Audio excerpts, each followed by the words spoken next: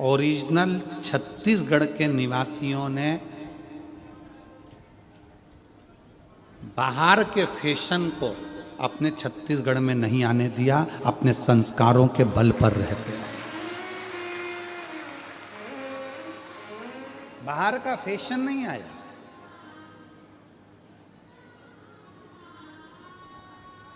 बाहर का भोजन और बाहर का फैशन ये व्यक्ति के क्षेत्र को बर्बाद कर देता है, प्रदेश को, देश को बर्बाद कर देता है। फैशन भी बर्बाद करता है और बाहर का भोजन भी बर्बाद करता है। आज क्यों इतनी बीमारियां फैल रही है? लीवर खराब हो गया, किडनी खराब हो गई, थायराइड हो गया, शुगर हो गई, कहीं बीपी हो गया, कहीं आंखों से दिखना कम हो गया, कहीं कानों से सुनना कम हो गया, कहीं ब्रेन हेमरेज हो रहा है, कहीं ब्रेन ट्यूमर हो रहा है, कहीं गांठें हो रही हैं। उसका कारण क्या है? हमारा खान पीन शुद्ध नहीं हो पा रहा। क्यों? ना जाने कौन कौन सा भोजन बाहर का आ गया, ऐसा ऐसा भोजन, कहीं मैदे का, कहीं काहे का, ऐसा ऐसा भोजन आ गया कि लोग उसे, वो फिर वही बात आ गई, दबा दबा कर खाओगे तो दवा खाने जाओगे। इतना दबा कर खा लिया कि आखिरी में दवा खाना चलेगा। गलत भोजन का त्याग हो।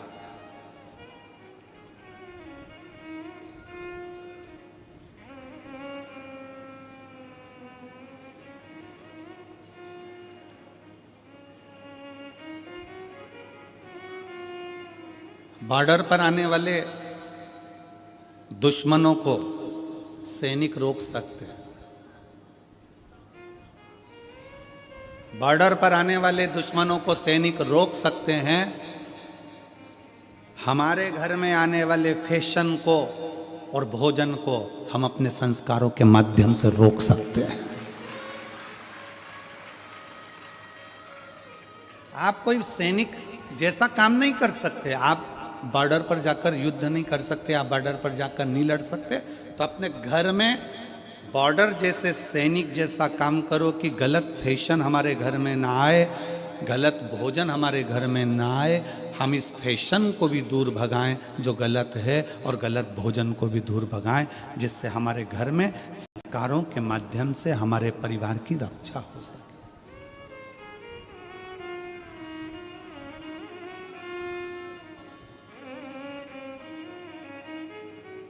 पहले हिंदी और बिंदी भारत की निशानी थी।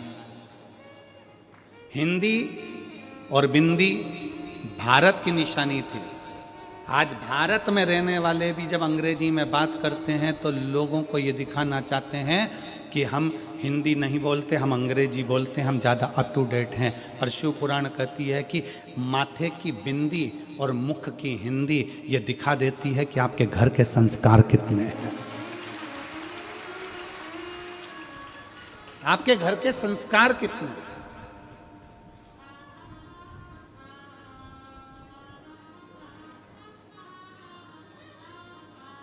आप रोक सकते हो फैशन को आपके घर के संस्कारों से। सैनिक जैसे आप नहीं बन सकते।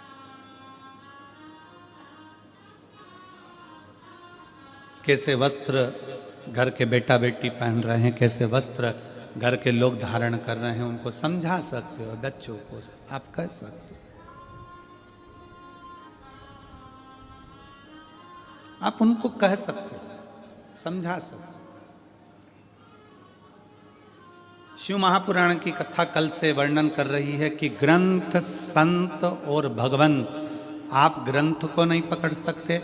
आपके पास इतना समय नहीं है कि आप पोथी पुराण पढ़ो, कि घर का पालन करो, घर की व्यवस्था करो, घर में भोजन की व्यवस्था करो, उनको रहने की व्यवस्था करो। नहीं पकड़ सकते ग्रंथ को, कोई बात नहीं। आप संत के पास भी नहीं जा सकते। कोई संत है उसके पास जाकर नहीं बैठ सकते, ज़्यादा आपके पास समय नहीं है, मत बैठो।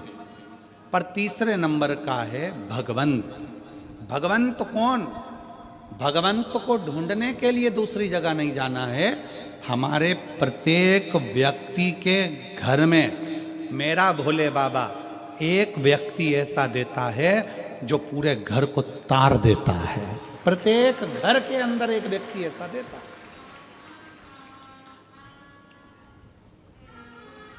अपने क्षेत्र में, अपनी कॉलोनी में, अपने मोहल्ले में, अपनी सोसाइटी में, अपने गांव में, अपने नगर में मेरा भगवान शंकर एक व्यक्ति ऐसा देता है जो पूरे गांव को, मोहल्ले को, क्षेत्र को, परिवार को पार लगा देता है। हम दिनेश जी साहू जी आपको इसके लिए धन्यवाद देंगे कि वास्तवता इतने छोटे से गांव को आपको इसलिए साधुता दे रहे हैं कि इतने छोटे से गांव हाले कोसा को शायद कोई क्षेत्र ऐसा नहीं है जिस क्षेत्र में हमने दूसरी बार इतनी जल्दी कथा करी हो, पर हाले कोसा की भूमि पर दूसरी कथा हो रही है। ये दूसरी ये क्षेत्र है।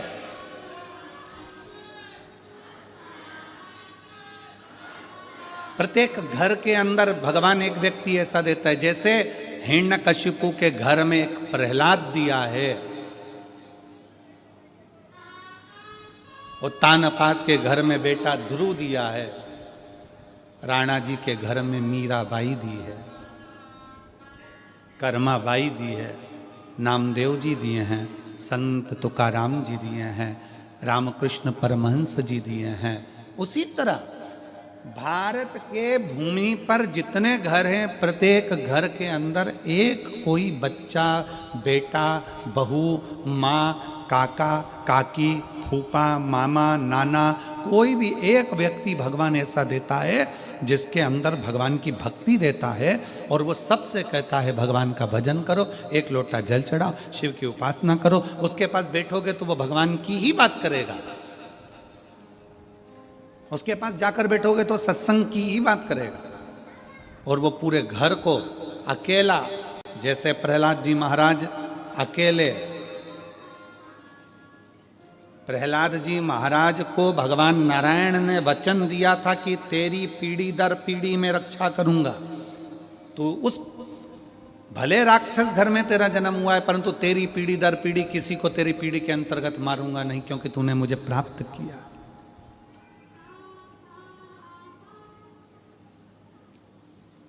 कोई एक हमारे घर के अंदर, हमारे परिवार में कोई एक जन्म ले लेता है, वो पूरे घर को तार देता है, पूरे घर। और आज मुझे बड़ी खुशी के साथ कहना हो रहा है कि जितने इस शिव महापुराण की कथा को टीवी पर सुन रहे हैं, सोफे पर बैठकर, पलंग पर बैठकर, अपने अपने घर का चैनल चालू कर कर, जितने मोबाइल पर कथा को श्रवण कर रहे हैं, और जितने इस हाले कोसा की भूमि पर बैठकर कथा को सुन रहे हैं, आप सब अपने घर के वही प्रहलाद हो, वही ध्रुव हो जो अपने घर को पार लगा रहा है। आप अपने घर के वही प्रहलाद हो, आप अपने घर के वही ध्रुव हो, आप अपने घर की वही कर्माबाई हो, अपने घर की वही मीराबाई हो जो पूरे घर को पार लगा रहे हैं।